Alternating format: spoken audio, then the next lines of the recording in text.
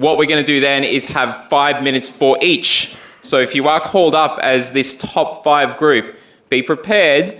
You've got the judges here ready and loaded with some questions for you guys, and you're going to come up on stage and we're going to have a 5-minute chat with the timer again. And after that, we're going to confer with the judges and we're going to pick our 1, 2, 3 winners who are going to hold up some fake checks of sorts. You might have seen them, but anyway. So let's get to it, Paul. Hi everyone, we Holon Minds. This is my partners. I just want to introduce with a quote from Dr. Seuss. He says, the more that you read, the more things you will know, the more that you learn, the more places you'll go.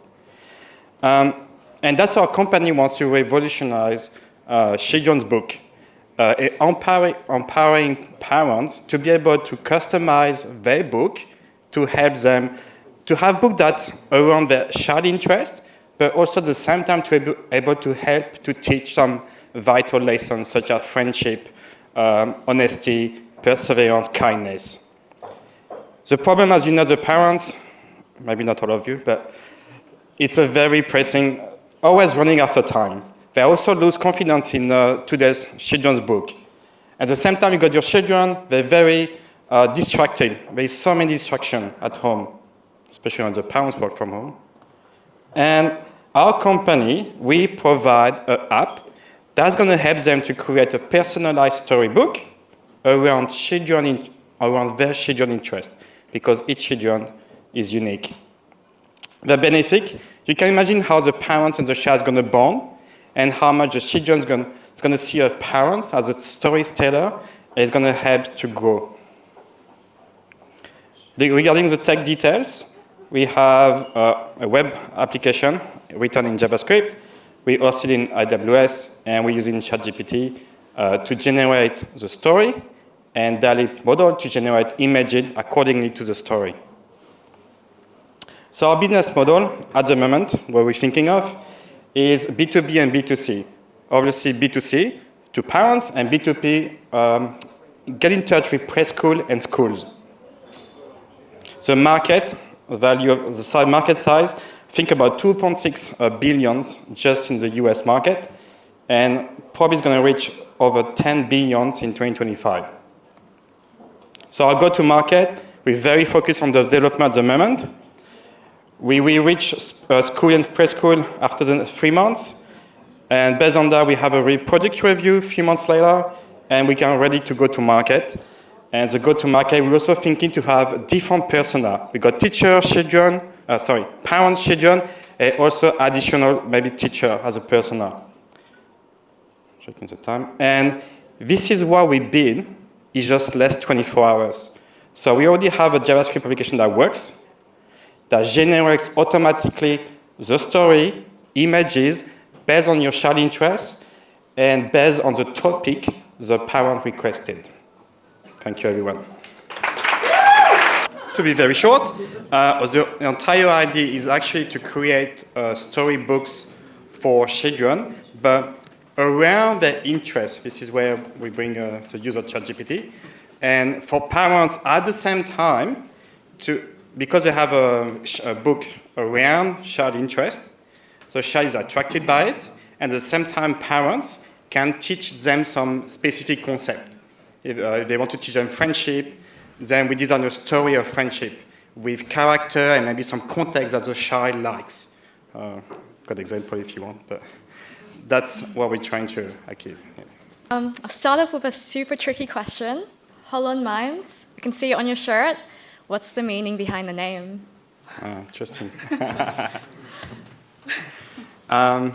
So Holon, the idea of Holon, so I work for another company in day-to-day life.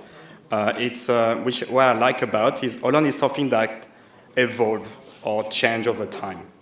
Okay. That's the reason why. So at the moment, as you can imagine, it's still under thinking, it's changing every day. That's an idea that's been here for a few months already. Mm-hmm. I've been playing around. And when I saw this opportunity to have a hackathon, I said, you know, why not? Let's try to build that. And thank you for the team, by the way. We came up with something, and actually the results are quite impressive. Yeah. That's awesome, and you're already wearing the shirt. Yeah, I might need to change it, but. Great idea. Once the parents curate the storybook, what's the distribution mechanism for that published book? Does it go direct to the child's iPad, for example? Yeah, good question. So I was thinking, there's different cohort. You got the preschool. Obviously, they probably don't have an iPad, but parents do, probably, even on their computer. It's probably easier on an iPad, actually. So the account belongs to the parents. In preschool, you don't expect, which is one of in the feature as well, is when the book is built, it's true that you can only access online. However, as a parent, if you like the book and the child is interested after reading, it's great to have the physical copy, the hard copy for the kids, because they can always go back. Even if they actually pretend to read, they don't read, but they pretend. It's a great starting point for them. So you can order the hard copy, actually, of the book. That's the idea. You can go behind, you like the book, you're happy with it, you can just order it. Great. That's hot Thank time. you. Great idea. I'm not trying to ask you this question to trick you up, but have you considered the legal ramifications of having a book, and let's say it's a great story, and what if someone claims copyright on it?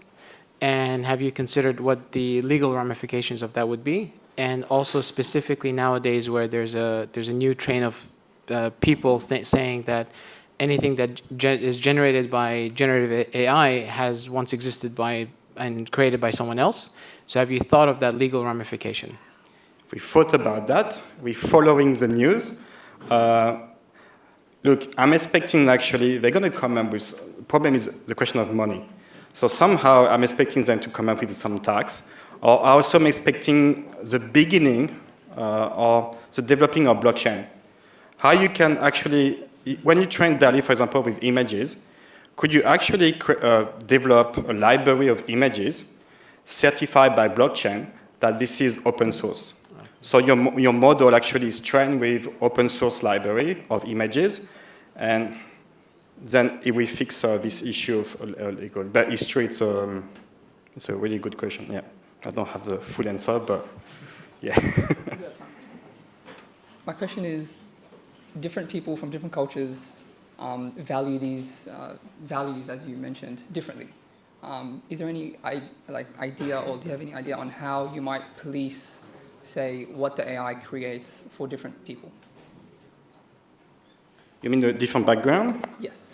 Yeah, I thought about that. They probably have a different culture as well.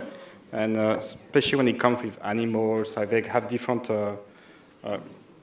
thinking around that. It should be part, actually, of the shared interest of the shared account that I'm expecting a story maybe without this. I don't want this kind of personal. We have some engineers, to be honest. It's a bit scary as well, surprisingly. We thought that. So I'm expecting to have a kind of when you set up your account, to have a set of criteria that could reject some kind of maybe some monster as well. You don't want to store it with monsters because, yeah.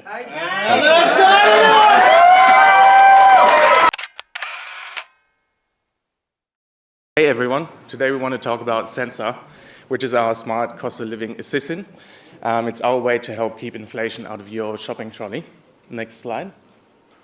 So last week I was shopping in a supermarket and I saw someone buy instant noodles and their card bounced. They were super sad, super embarrassed, and that really touched me. And I thought, damn, people are really struggling right now. So the average Australian household has an increase within 1 year of $1,500 just for necessities. So people struggle to put food on the table. And we're here to help with that. Next slide. So what we created is a tool that uses AI to power personalized shopping experiences, maximizes value and convenience. We tested with a couple of people using the Kano method. So it turns out that our price monitoring analysis and savings tracker is actually the most important for people. Intelligent meal planning is very attractive to people, so it's probably our unique selling point. And personalized recommendations to shop efficiently must-be features for people. We thought optimized routes and distance costs are also important, but people are indifferent, so we're going to park that. Next slide. So for now, the tool uses Coles and Woolies only, but the way we use web scraping with the help of AI, we can expand it easily to others. So we use ChatGPT to analyze HTML.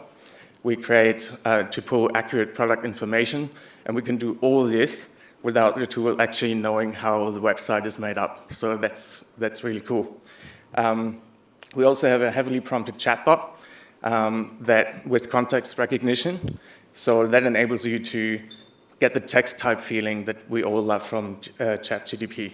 So imagine how easy it is. You can say, I've got eczema, fridge, I've got some cheese, I want to make sandwiches. You type in what you have, and then you're able to use Sensor to get recipes to actually make these ingredients into a meal and find a way to buy them cheaply and around your house within the shortest distance, or you start from scratch. Next slide. So in terms of the business model, we think it's power to the people. Our mission is important, so we don't want to have capitalism or ads kind of come and erode our mission. So we're free to use, open source, not for profit. We get retailers to pay to be on our site, and we give them unique insights that they don't have in return. But we're also exploring ideas to expand that into data-driven partnerships with government. So the market size for this, the hardest hit people, 9 million older people, 1 million single Aussies, and 4.6 million Generation Z. Next slide. So how do we reach them? Targeted social media campaigns. What we were talking about is the idea of Sensor, which is your AI-powered shopping buddy designed to squeeze every cent of value and convenience out of your shopping. And basically, imagine using it, opening your fridge, you have nothing in the fridge, or you have some items in your fridge. You can just easily ask it to say, make a meal out of this, or give me a couple of meals while chatting to ChatGPT, and then it comes up with where you can buy all the ingredients you need cheaply nearby, so it makes it really easy. Would you consider expanding it directly via APIs to services like DoorDash or Uber, so that when the analysis of the costing happens, and if a person doesn't want to go to the local Coles, they can just send a request to DoorDash and they can pick it up for them and bring it back. And you can charge either DoorDash or the user or Coles, for example. Do you want to take it? Want to take it? We did think about that, because there's even Woolies has like pickup, delivery to boot, all these kind of variances, especially the hardest hit people. There's millions of older people. So it is something that we need to consider. So far, the routes and the distance costs and all that as a feature, how we described it in the time we had, didn't really perform well when we sent a survey out to use the Kano method to just kind of check for desirability. So I think there's more work to do to just say, if you don't want to do your family shop with 5 bags when you have to walk 4 kilometers or something if you don't have a car. So there's definitely something in there. Deliveroo, Uber Eats, APIs is definitely part of the consideration there, but also hooking into what supermarkets offer already. Another suggestion, perhaps adding OCR to scan in previous shopping receipts. That also builds up a profile about you that helps with that whole algorithm. That's something would you guys consider?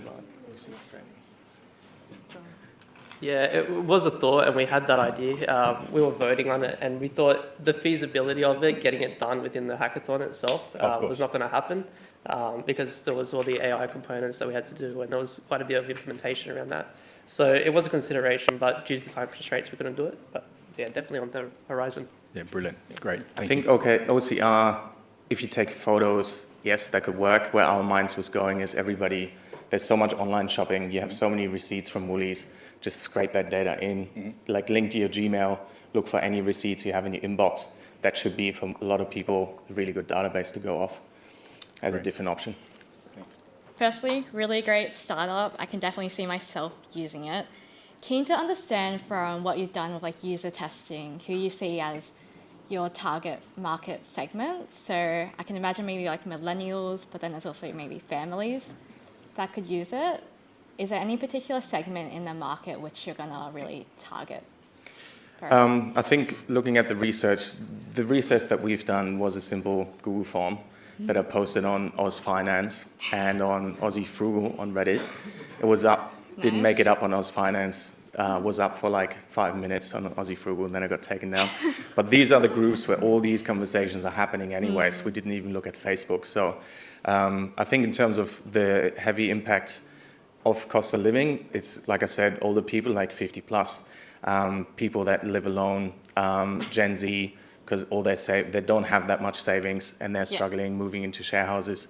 And I guess a lot of people that are just living by themselves, either as a single parent with kids or just people that live alone. So I guess there is a huge market. What you see online, everybody's trying to help everyone and trying to get that. So I think it's kind of a bigger target market, but it's kind of tapping into behavior you can observe every day online already. Awesome, thank you. One of the main focuses of your idea was to help sort of people who are struggling. But I think, if I remember correctly, you're also going to charge them for it? No. Okay, so you're going to charge who exactly?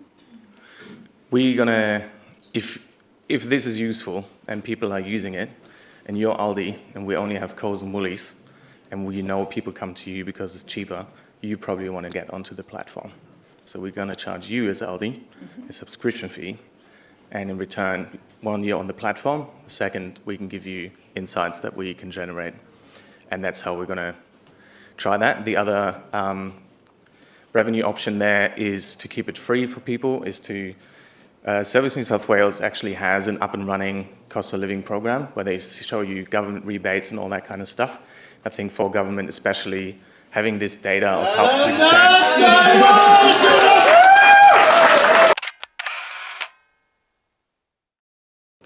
In an age where we're the most digitally connected we've ever been, why is it that we feel so disconnected? In fact, 1/4 of Aussies suffer from chronic loneliness, with this rate increasing to 51% for young people. This isn't just a feeling, it has real ramifications. It increases your risk of death by 26%, which is equivalent to smoking 15 cigarettes a day. And it results in $60 billion in annual economic value lost. I want to ask the audience, raise your hands for those who would want to be more connected to others and their community. Keep your hands raised for those who would want the process of finding out what to do and where to eat to be more seamless. Well, you're not alone. So do many others. And that's why we built Central, the companion that gives you immediate access to the wider community and its experiences tailored just for you. An experience marketplace. This is how it works. This is Jan. He's relocated from Atlanta to Sydney. Currently, he spends 2 hours every week finding events and places on Broadsheet, Reddit, and Google to attend on a Friday night. With Central, simply by asking what to do on a Friday night, Jan will now have personalized recommendations instantly based on his interests, which he can also re-ask if he would like another range of experiences, which Central will become better and better at recommending over time. Once you're set on the experience, simply click into it to get descriptions, reviews, pricing, location, and to complete your booking. Now, if Jan is looking to find other people, perhaps a tribe or another person to go to an event with, our platform can also match you with other people you are likely to get along with, alongside offering discounts to these events due to the partner networks we have built out.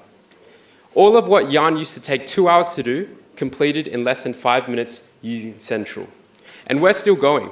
With Central, you can also create events in an instant, create shareable place lists, plan your day, and book transportation.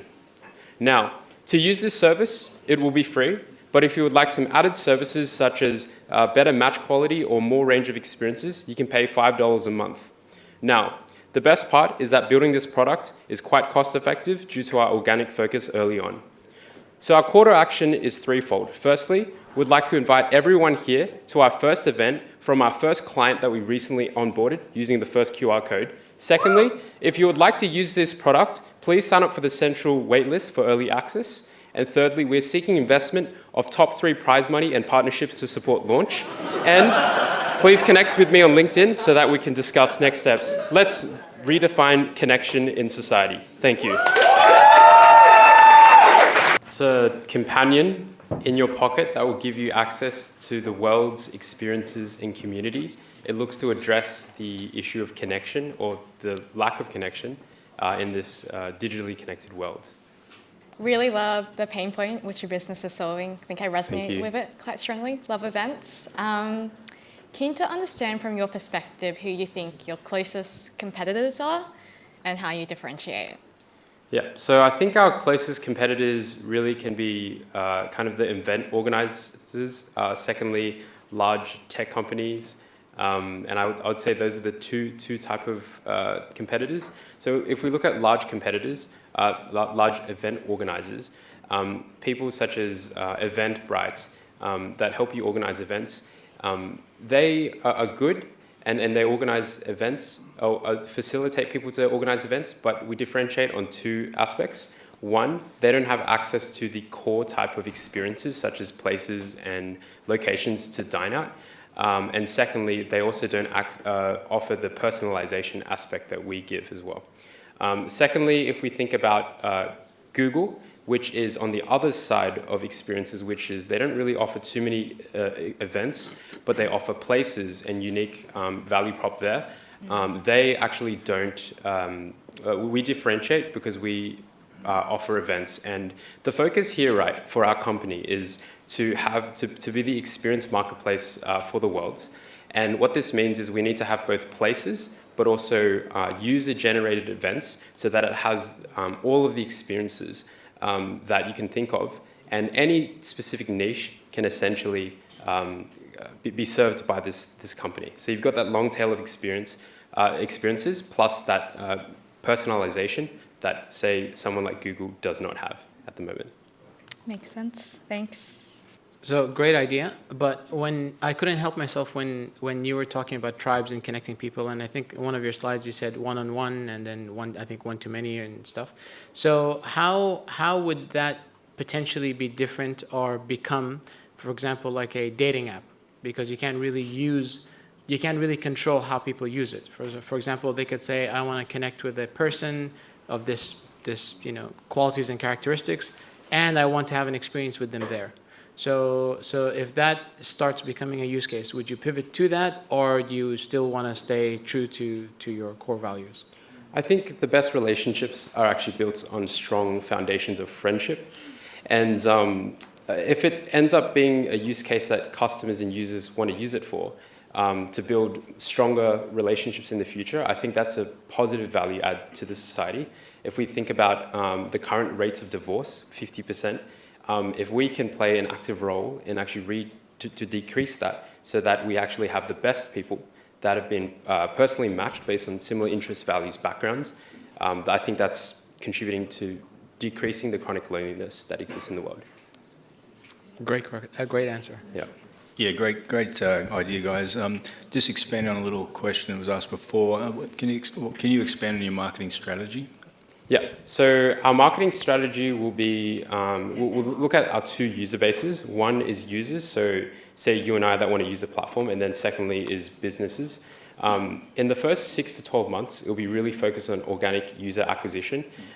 Through this kind of strategy, we'll actually be able to acquire quite a lot of users, mainly because we already have the networks. If we think about the 5 people here and then all the people that we know, I've even got kind of networks and friends that actually have their own communities of more than 5,000 people, which I am confident that we can acquire. Once we get to that scale, we can think about user acquisition through paid media. And I think the best way we can scale quickly is through social media influencer marketing. If we look at all of the past huge growth companies that scaled really quickly, such as Gymshark, they use social media, which is our target demographic, and that's the demographic that has the highest kind of pain point at the moment. In terms of businesses, we would just work with them to kind of organically grow them, but as we start to acquire the users, the flywheel effect really starts to take effect, and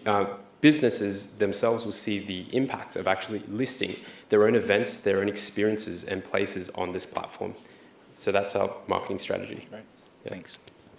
So will there be like some sort of vetting process for people to create events? Because obviously there would then be a concern for safety if there was like a one-on-one sort of type thing. You have 5 seconds. Yes. Great answer. Hello, everybody, and hello, sharks. Our company is called Spectrals, okay? So what we're doing is we're bridging the gap between AI and finance. All right, oh, whoop, I went too fast. Okay, hold on. So I'm giving you guys a challenge here, right? You have to tell me whether I should invest in BHP from this. You can't do it. It's too hard. Every single day, there's 500 million tweets, 2.5 million articles, and 100 ASX announcements. Way too many sources, way too much data. But this is where we come in. Okay, Spectral, this is what we do. Check this out. We take in multiple data sources, feed it through an algorithm, and then feed that through a state-of-the-art AI engine. And then we get user-friendly recommendations out of that for investors. Okay, I'm just going to quickly go through the architecture. So what we do is we scrape ASX for like announcements and like the company for annual reports. We take tweets from the Twitter API and then user articles from like the Financial Review. We feed that through an OpenAI engine hosted in Azure and then feed that through the machine learning model, which gives us a prediction on which way the stock price is moving, up or down. After that, we go through Webflow dashboards where investors can access their research, the like different like users and all the sort of information you get from that. Okay, this is a little demo we did in Blazon just to like do a proof of concept. We put an annual report through their PDF reader and then we got an interpreted data that we used into our model to get a recommendation. This is sort of what the dashboard looks like. Like you can see you can track your investments in real time. And then these are the sort of documents that you get out of it. And so you can see all the different analysis that really supports equity researchers. Okay, so this is the business model. We're a B2B subscription. We empower equity researchers by giving them the ability to interact with our API, and then we reduce your R&D costs while increasing your bottom line. And that's how we make money. But I mean, Prism, if you want to acquire us after this presentation, that also works. But what's next? Okay, so this is what we're planning on doing. We're trying to expand our model. We're trying to bring in more data sources, clean that data. We're trying to use work with expert machine learning engineers to really develop our model further, and then finally get a really good result of what way the price is going. We've got an expert team. We've got 3 data scientists and a designer and a machine learning engineer, and we're really ready to take this on. So join us on this rocket ship to the moon. I'm telling you, we're Spectral and we'll be moving at the speed of light. Thank you. Our one-liner is that we're an AI-powered B2B platform revolutionizing investment decision-making by curating a diverse range of data sources. That's us. Amazing, super punchy Repitch. So in terms of like looking at this from maybe like an investor's perspective, and I don't know if this is something you've thought through, but in terms of like liability, if you were to like summarize the data almost and spit it out at the investors in an informative way. Have you thought about who's like liable if an investment decision goes wrong? Yeah, so I guess the biggest risk for us is like the legal compliance and also the data privacy. But young Steve Jobs over here also has a lot of information on that, so I'll just give it to him. Well, one of the biggest concerns that we wanted to take into account was, for instance, if we take a data source like Twitter, 95% of it is probably not that reliable. And that's why on extension of our model, we actually wanted to integrate a sort of fact versus fiction supplement to it so that we can better deduce and better stray away from potential hazards where we're not necessarily making the right decisions. But certainly that's something that we wanted to add on. Mm-hmm. Makes sense. Thanks, guys. So great presentation. I think out of the others, I think your enthusiasm really resonated. So great presentation. What I fail to understand is where or what is your secret sauce or what is your IP so that let's pretend if Commonwealth Bank was here or Fidelity or whatever, and they listen to you and they're going to say, oh yeah, great, I could replicate that immediately. So how are you going to protect that IP so that someone else doesn't immediately say, oh yeah, why didn't I think of that, and then do it faster and quicker than you? I'd love to hand this off to Rupin. Yeah, great. So a lot of the IP will come from how the data is being processed. So we've got a couple of models that we're running on top of the data set to understand not just the sentiment, which is usually done with current financial systems, but we've got like the misinformation, the fact versus fiction model that we've actually trained on data sets and applied to this Twitter data. We're also trying to get a mood classifier in there as well. So it's adding like a multi-dimensional approach to the data. It's not just a simple black and white, positive, negative, neutral. This is adding layers upon layers on the data that's currently not exist in the market. Yeah. I also like to add on.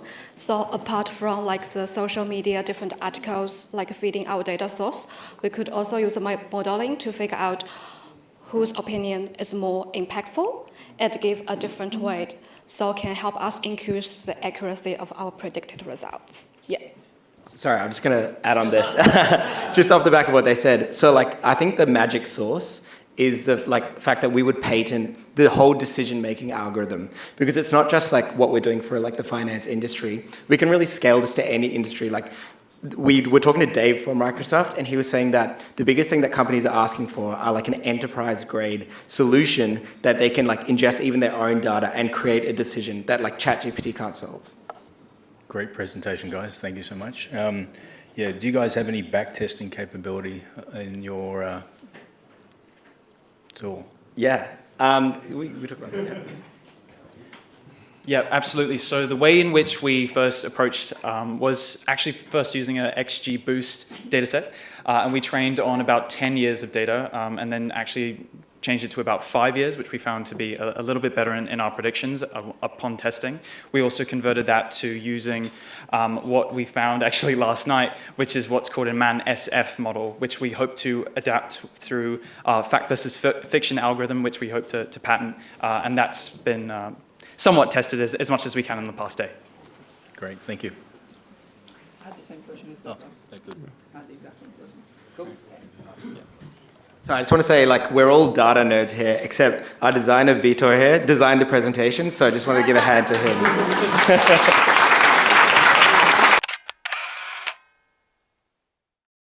We are Mindbridge, and we are here to lighten the load for public servants.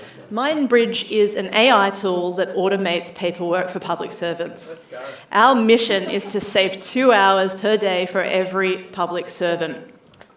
Our community services are suffering. Just 3% of Australian community services are currently meeting their demand. And this has decreased from 19% in 2020, which is also not such a great statistic, but now it's down at 3%. Also, Australian workers are the most burnt out in the world, with 54% of Australian community service reporters reporting burnout. A lot of this is down to paperwork. For every 2 hours spent face-to-face with the client, social workers can spend up to 2 hours filling out forms. This is a problem worth solving. It's unavoidable, urgent, and underserved. The form filling is time-consuming, overwhelmed workers make mistakes, and there's less time to deliver the support. Mindbridge helps public servants focus on what matters and to help better serve their communities. This reduces workload, minimises errors, and also saves time and money. Our first release targets public servants who generate documents based on live interviews. This can be anyone from social and welfare professionals to mental health professionals, doctors, nurses, police officers, teachers, lawyers, and auditors. Mindbridge will be delivered via a native app, and it will be allowed to create custom-loaded forms by the user, who can then also write up pre-questions. This will be then powered by speech-to-text, which will essentially help form autofill powered by Azure Speech Services, and it'll also allow them to track their progress as they're essentially moving down the form. It'll give them prompts to help them make sure that all of their bits of their forms are being populated. Along the way, there'll be reference checks. So when they're reviewing their form, they'll be able to go back to the snippet of voice to make sure that it was accurately captured. Finally, they'll be able to export it to PDF or CSV. Before Mindbridge, a public servant would have to sit down for an hour, interview the interviewee, and also then go back and put 2 hours of work in to populate the forms. After Mindbridge, they'll be able to sit down, open up their app, and essentially record and populate their forms as they're going. Our revenue model is an enterprise SaaS model. At $15 a month per seat, there'll be approximately 2.4 million public servants in Australia that can be served.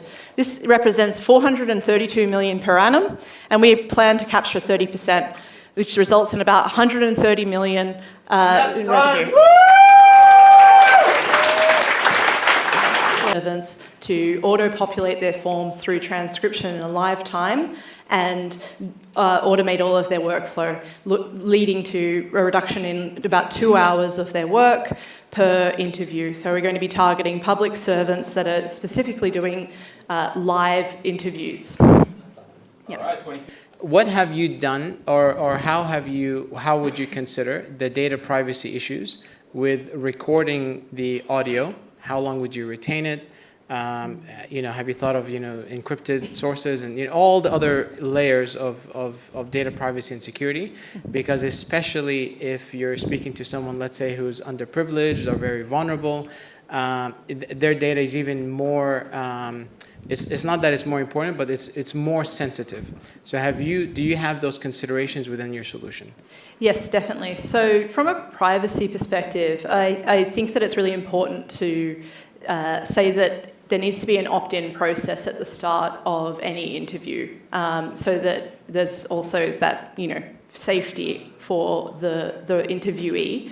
But in addition to that, using Azure and making sure that that's not feeding some algorithm, that it is encrypted, and keeping to the standards is really key. And in terms of how long we keep the data for, it would be very much in line with what regulations are and making sure that we're following all of the regulations there.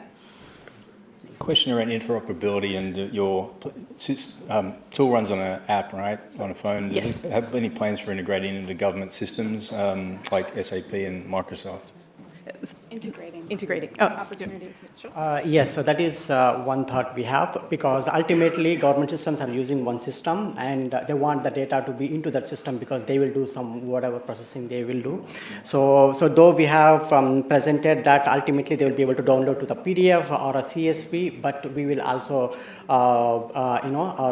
have to integrate that to whatever current systems they are using, so that it's seamless and they don't have to do another kind of work. Two quick questions. Keen to understand why you've decided to start with public service. Like, I can see this being used in a lot of different industries, and then second part is where you see this going, like say in 10 years' time.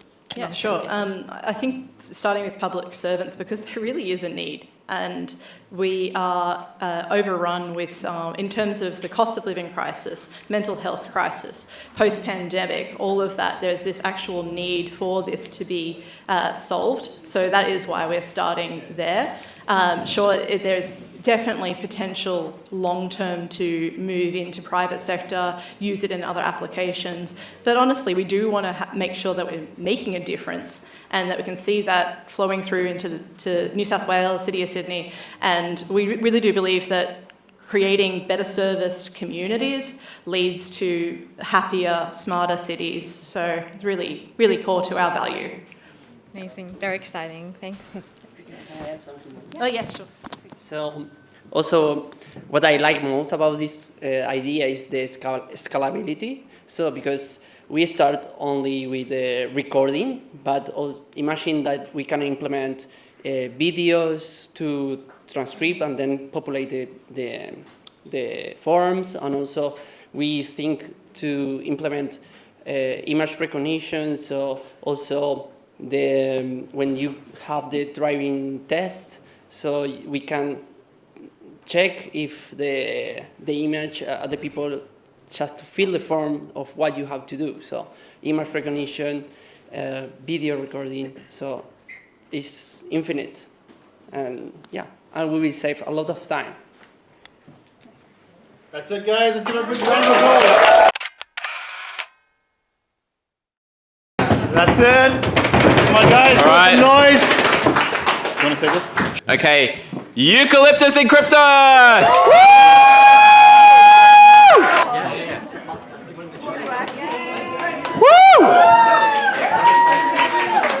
Okay, third place. Well done, well done, well done.